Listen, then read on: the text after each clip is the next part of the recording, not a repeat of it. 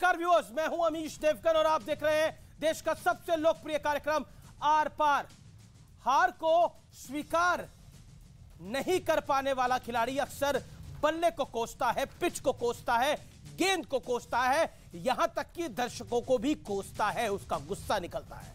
तो क्या राहुल गांधी भी ऐसा ही कर रहे हैं?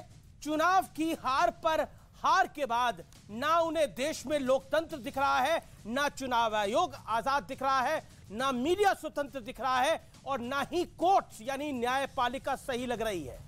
लेकिन सबसे दुखद बात यह है कि राहुल गांधी, सबसे दुखद बात यह है कि राहुल गांधी ये सब बातें व्यूअर्स अपने देश में नहीं बल्कि विदेशी धरती पर लंदन में खड़े होकर कह रहे हैं।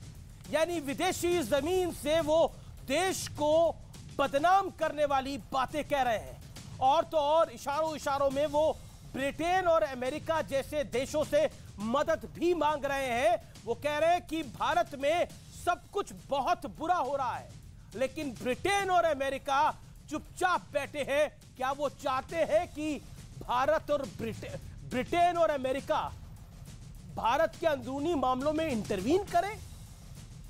कभी वो चीन की तारीफ करते हैं, कभी वो भारत को यूक्रेन जैसा बता देते हैं, तो कभी कट्टर इस्लामिक संगठन मुस्लिम ब्रदरहुड जिसे कई देश आतंकी संगठन भी मानते हैं, उससे राहुल गांधी आरएसएस की तुलना कर डालते हैं।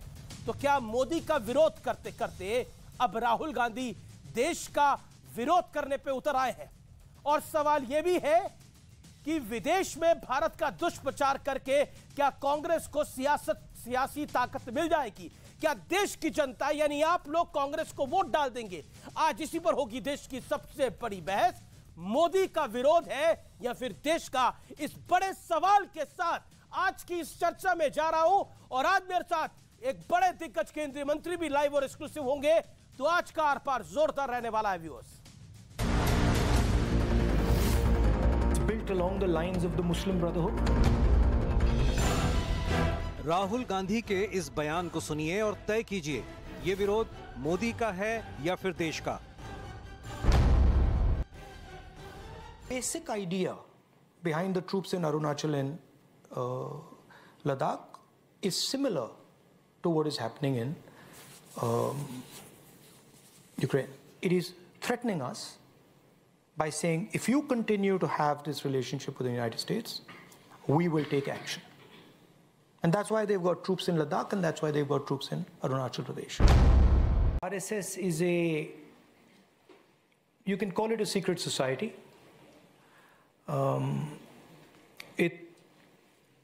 The so-called defenders of democracy, which are the United States, European countries, seem to just be oblivious that a huge chunk of the democratic model has come undone.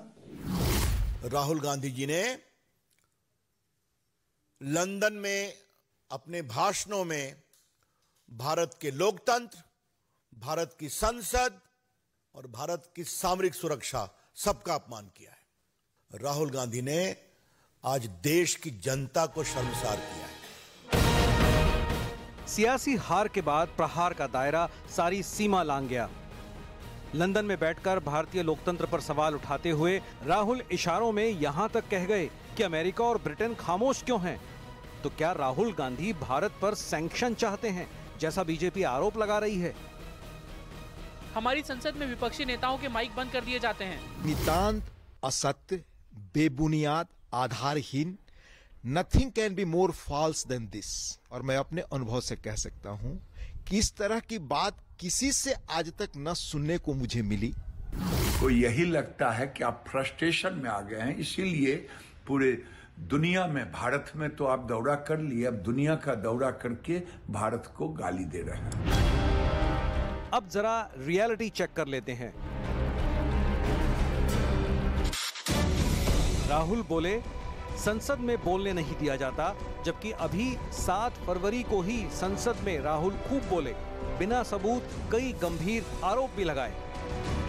Rahul बोले, कैम्ब्रिज में छात्रों से बात कर सकता हूं, भारत में नहीं। सच देखिए, 23 फरवरी 2019 को दिल्ली यूनिवर्सिटी, 5 अप्रैल 2019 को पुणे और 25 नवंबर 2015 को बेंगलुरु में राहुल गांधी छात्रों से संवाद कर चुके हैं।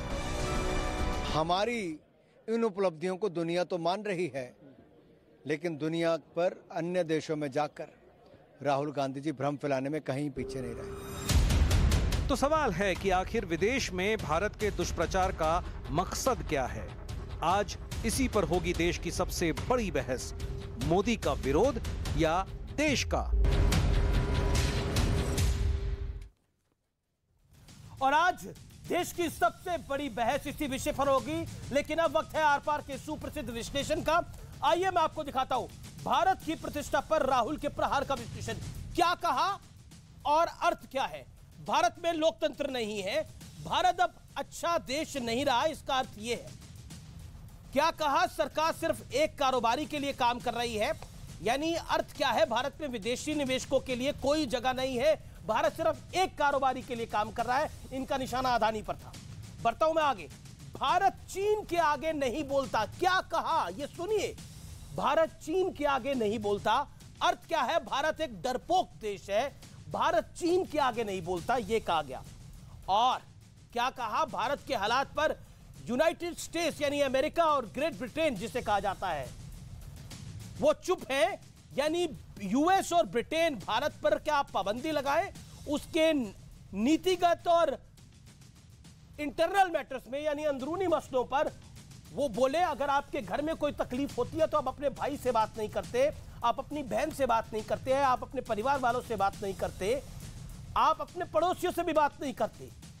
आप जाते हैं अगले मोहल्ले में, दूसरे मोहल्ले में, और वहां जाके कहते हैं कि ये मोहल्ला बहुत खराब हो गया है, मेरा परिवार अच्छा नहीं है, मेरी मां अच्छी नहीं है, मेरे बाप अच्छे नहीं है, ये देश अच्छा नहीं है।